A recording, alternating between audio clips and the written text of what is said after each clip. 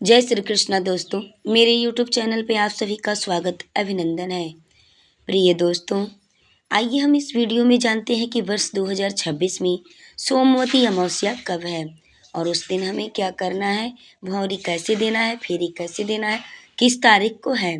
क्या इस बार 2026 में अधिक मास में और ज्येष्ठ के महीने में क्या सोमवती अमावस्या का योग बन रहा है, किस तारीख को बन रहा है। चलिए संपूर्ण जानकारी इस वीडियो में प्राप्त करती हैं। तो भक्तों दोस्तों, ज़्यादा दुर्लभ और दो शुभ संयोग हमें एक ही दिन प्राप्त हो रहे हैं। कैसे? दो पहला तो पुरुषोत्तम महीना हो रहा है और 3 वर्षों बाद आता है ये। तो उसमें अगर हम कोई पुण्य वाला कार्य करते हैं, कोई हम धर्म का कार्य करते हैं, तो हमें 1000 गुना फल उसका प्राप्त होता है। दूसरा, उसी में अगर हमें सोमवती अमावस्या मिल रही है, यानी कि डबल डबल ट्रिपल करके हमें उसका पुण्य का फल मिलेगा। कई लाख गुना फलों की प्राप्ति हमें जो है ऐसे अवसरों पर प्राप्त होती है, तो इन अवसरों का लाभ जरूर उठाना चाहिए। तो कब अमावस्या तिथि उदित हो रही है, कब अस्त हो रही है, यानी कब समाप्त हो रही है, चलिए जानते हैं। तो अमावस्या तिथि उदित हो रही है 14 जून रविवार के दिन। ठीक है, रविवार के दिन दोपहर 12:19 पर अमावस्या तिथि प्रारंभ होगी और वहीं अगले दिन जो है अमावस्या तिथि समाप्त हो रही है 15 जून को सुबह 8:23 पर, यानी कि सोमवार के दिन हमें उदया तिथि की अमावस्या मिल रही है। तो ज्येष्ठ माह की, पुरुषोत्तम मास की, तो हमें जो है यह ध्यान रखना है कि 8 बजे के पहले ही हमें जो है कि परिक्रमा फेरी लगा लेनी है।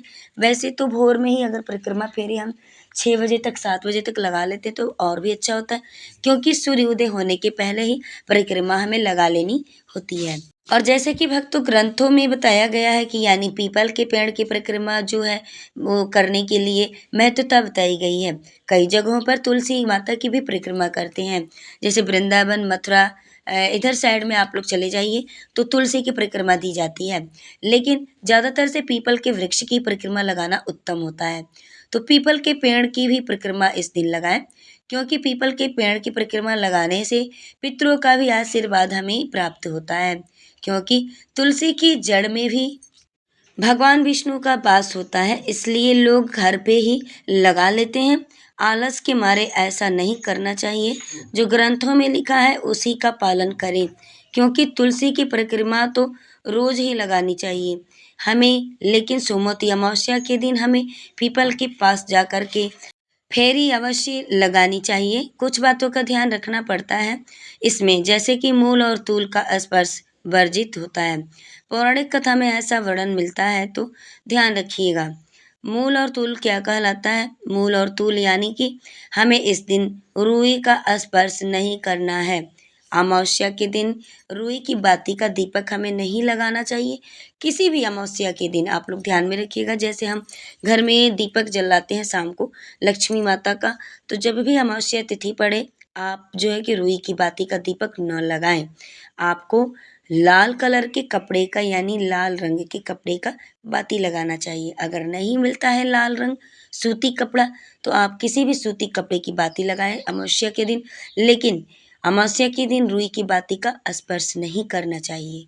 तो जैसे कि मूल और तूल हमने अभी आपको बताया, तो मूल में आपका हो गया रुई की बाती, और मूल और तूल जो है कि हो गया। दूसरा जो है कि जड़, यानी कि मूली, गाजर, ऐसी चीज़ों का हमें स्पर्श नहीं करना होता है, जो कि जड़ कहलाती है। ठीक है, तो क्योंकि ये पौराणिक कथा में इसका वर्णन मिलता है, विशेष रूप से इसका वर्णन किया गया है, और भी कुछ बातों का ध्यान रखना होता है, जैसे कि यह व्रत जो है सुख सौभाग्य की प्राप्ति के लिए और पति की लंबी उम्र के लिए, पुत्रों की लंबी आयु के लिए होता है। संतान की लंबी आयु के लिए जो है इस व्रत को किया जाता है, परिक्रमा लगाई जाती है पितरों के आशीर्वाद पाने के लिए। तो ध्यान रखिएगा कि आपको 16 श्रृंगार अवश्य अवश्य ही करना चाहिए, जो सुहागन महिलाएं हैं। और वैसे तो सभी को परिक्रमा लगानी चाहिए। सुहागन महिला यानी कि महावर अवश्य लगाएं, पैरों में चूड़ी कंगन पहने, मंगलसूत्र अवश्य पहने, पीला सिंदूर लगाएं, जहाँ लाल सिंदूर लगाया जाता है वहाँ लाल लगाएं, और माथे पर सिंदूर अवश्य होना चाहिए। मांग टीका लगाएं, मांग में जो टीका पहना जाता है उसको लगाएं, पहने। शादी का जो भी आभूषण हो आप उसे अवश्य ही पहन लें। तो देखिए जो है कि हमें किसी भी रंग की साड़ी नहीं पहन लेनी है, जैसे कि काला हो, सफ़ेद में हो, बैंगनी में हो, इन सब कलर की, इन सब रंग की साड़ी हमें नहीं पहननी चाहिए। जो सौभाग्य सूचक रंग होते हैं उन्हीं वस्त्रों को हमें धारण करना चाहिए। और हमें कौन कौन से रंग की साड़ी पहननी चाहिए, देखिए लाल, पीला, नारंगी, हरी और नीली, मतलब आसमानी रंग जो होता है वो वाला नीला प्रयोग कर सकते हैं। बाकी दूसरा जो नीला होता है उसे नहीं पहनना चाहिए, कलरफुल साड़ी पहन सकते हैं, ठीक है। तो लाल, पीला, हरी या सौभाग्य रंग के वस्त्र पहनने चाहिए। चुंदरी वगैरह पीली साड़ी पहननी चाहिए, ठीक है। अपनी चुंदरी ओढ़ लेनी चाहिए। नई जो दुल्हन है, जिनकी नई नई शादी हुई है, उठाना चाहती हैं, अमावस्या की भौरी देनी चाहती हैं, तो शादी वाली जो चुंदरी होती है उसे अवश्य आपको ओढ़ना चाहिए। और पीपल के पेड़ की परिक्रमा लगाएं। और कुछ सामग्री, जैसे कि एक तो सौभाग्य श्रृंगार सामग्री आप जो है परिक्रमा लगा सकती हैं उनसे। और फिर अगर पहली बार उठाती हैं, देखिए मलमास का समय है, अधिक मास का, तो इसमें नया नया कोई भी कार्य नहीं करना होता है। तो अगर आप नई नई सोमवती अमावस्या की परिक्रमा उठानी चाहती हैं, भौरी देनी चाहती हैं, तो अधिक मास लगा हुआ है, इसमें आप न उठाएं तो आपके लिए बेहतर अच्छा रहेगा। श्रृंगार की सामग्री से भी आप परिक्रमा लगा सकते हैं। वैसे ग्रंथ में अगर देखें हम तो उसमें देखा जाता है कि मीठे चीज़ की परिक्रमा का वर्णन ज़्यादा मिलता है। तो देखिए कभी कभी 108 छोटे छोटे मालपुआ दान करने का बहुत ज़्यादा महत्व होता है। मालपुए से जो है कि हम परिक्रमा लगा सकते हैं। और पुरुषोत्तम महीने में 33 मालपुआ बना करके अमावस्या के दिन हमें किसी बर्तन में रख करके कुछ दक्षिणा पैसा रख करके और उसको हमें छू करके दान कर देना चाहिए पंडित को। श्री पंडित प्रदीप मिश्रा जी की कथाओं में बताया गया है कि पुरुषोत्तम महीने में 33 मालपुए दान करने का, 33 प्रकार के हमें दोष खत्म करने का फल मिलता है। 33 मालपुआ जब हम दान करेंगे अमावस्या तिथि के दिन, पुरुषोत्तम महीने की अमावस्या के दिन, तो हमें जो है कि अन्य अन्य प्रकार की जो है कि हमें उसमें हमारे पाप कटित होते हैं और हमारे दोष खत्म होते हैं। तो आप उस दिन मालपुए का भी दान करें।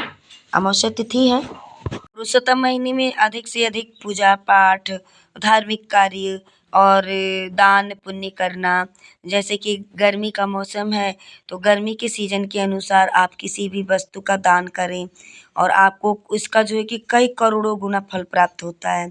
जैसे कि आप किसी को बहुत सुख प्रदान करते हैं तो इसका कई गुना महत्व होता है, इसका कई गुना फल बढ़ जाता है दान का। तो ऐसी चीज़ें का चुनाव आप कर लें कि मैं ये दान करूँगी, मैं वो दान करूँगी, गर्मी के सीज़न है तो ये दान करूँगी, ये वस्तुएं दान करूँगी। ऐसा करने से उसका 1000 गुना फल आपको मिलता है। तो आप लोग समझ चुके होंगे मेरी वीडियो के माध्यम से कि 15 जून 2026 के दिन सोमवती अमावस्या लग रही है और उस दिन हमें भौरी देना है, परिक्रमा देना है सोमवती अमावस्या का। और 33 मालपुए बना करके हमें किसी बर्तन में रख के दक्षिणा उस पर रख के कुछ पैसे रख के और हमें पंडित को दान दे देना है छू करके, ठीक है। 33 मालपुआ का दान का महत्व श्री शिव महापुराण में श्री पंडित प्रदीप मिश्रा जी के माध्यम से बताया गया है। आप उनकी कथा को सुन करके और समझ सकते हैं। आपको हमारे चैनल पे भी कथा उपलब्ध हो जाएगी 33 मालपुए की। अगली आने वाली वीडियो हम आपके लिए 33 मालपुए के लिए लेकर के आएंगे और वह आप वीडियो अवश्य देखिएगा।